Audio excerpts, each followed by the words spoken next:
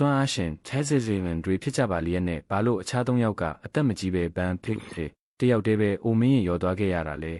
အပိုင်း9မှာဒါရိုက်တာဟာခင်မီနီးပညာတွေကိုတုံးပြီးကျွန်တော်တို့ကိုဘန်ရဲ့ငယ်စဉ်ကပုံစံကိုပြသခဲ့ပါတယ်အဲ့ဒီတုန်းကသူဟာစမ်းသပ်မှုခံနေရတဲ့တုံပန်းတွေကိုရှာဖွေတွေ့ရှိခဲ့ပြီးကယ်တင်ပေးခဲ့တာပါနှစ်ပေါင်းများစွာကြာပြီးတဲ့နောက်မှာတော့ဘန်ဟာအလွန်မင်းအိုမင်းရင်ရောသွားခဲ့ပေမဲ့ဖလင့်ကက်တက်ရှက်နဲ့အခြားသူတွေကတော့အရင်တိုင်းပုံစံမပြတ်ပဲနှုတ်ပြနေစေဖြစ်ပါတယ်ဇလန်နဲ့ကလူတွေကိုယ်တိုင်တောင်ဘန်ဘလောက်အထိအိုဆာသွားလဲဆိုတာကိုပြောဆိုဝေဖန်ကြပါတယ်တရုတ်ဆောင်တွေရဲ့အစစ်အမှန်တက်ရွယ်ကိုခစ်တဖယ်ထားရင်ဘာကြောင့်ဖလင့်နဲ့သူ့ဖွဲ့ကနှုတ်ပြနေပြီးဘန်တယောက်တည်းပဲအသက်ကြီးသွားရတာလဲအဓိကအကြောင်းရင်းကတော့သူတို့တွေစွမ်းအားရရှိလာတဲ့ပုံစံချင်းမတူညီကြလို့ပါပဲဖလင့်နဲ့အခြားသူတွေကတိရစ္ဆာန်မျိုးဗီဇအခက်မဲ့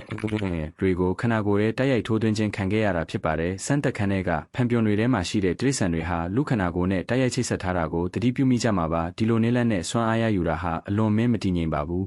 စမ်းသက်ခံရသူအများစုဟာဗီဇပြောင်းလဲမှုတွေဆိုးဆိုးရွားရွားဖြစ်ပြီးစမ်းသက်နေစဉ်အတွင်းမှာတင်တည်ဆုံးသွားခဲ့ကြတာပါဒီ၃ယောက်တည်းသာအသက်ရှင်ကျန်ရစ်ခဲ့တာဖြစ်ပါတယ်သူတို့ရဲ့မျိုးဗီဇတွေပြောင်းလဲသွားပြီးအပြင်ပန်းတဏ္ဍာမှာတိရစ္ဆာန်တွေလိုအရေးချင်းလက္ခဏာရက်တွေပေါ်ထွက်လာခဲ့သလိုတာမန်လူသားတွေထက်အစမတန်ရှည်လျားတဲ့တက်တန်းကိုလည်းပိုင်ဆိုင်သွားခဲ့ကြပါတယ်တစ်ဖက်မှာတော့ဘန်ဟာပင့်ကူမျိုးဗီဇဟက်ဒဖာ